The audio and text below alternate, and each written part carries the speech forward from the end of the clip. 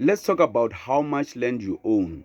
This is the map of the passing of the Bantu Authorities Act in 1951. The apartheid government sent in motion the creation of 10 Bantu stands in South Africa, illustrated in this map. As you can see, I'm not going to go through this whole thing, but the Venda in orange, Bubutatswana also in orange. Okay, the colors are kind of confusing, but you can see the little land that the natives own, because these are the land that the natives own. And the worst thing of all is that this land is the least aggregatable. If you want to actually farm, you cannot farm on this land.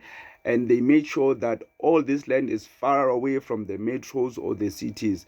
That's why everybody had to travel to Gauteng. And even if you were in the rural areas, they would make sure that they put you far away from the nearest town or any post office or any police or any convenience. You'd just be paying tax. The only wrong thing about this map is that Namibia was part of South Africa, so there shouldn't be a border there in actual reality. So think about it. All these ethnicities, I think the land that was given to the natives could just fit the Orange Free State, like the Orange Free State in this map, not the Free State that we have right now. So it's little land. The rest of the land was owned by the government. And that's the thing. Right now, if we think that black people own any of the land, we are sadly mistaken.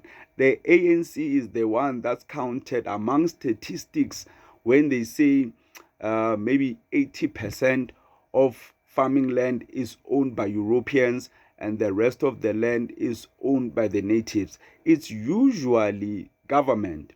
And even the bond that you are living in, the RDP, the houses, Ekasi, Soweto, that land that you are on, you do not own the land. If you were to read your contract with the government or your lease or title deed, you'd actually see it.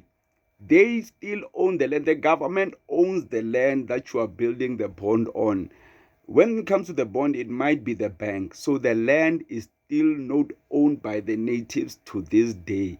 So are we going to fight the ANC for more land to be owned by the people, or we are going to let the government expropriate the land for themselves so they can decide at the end who's going to get any private land?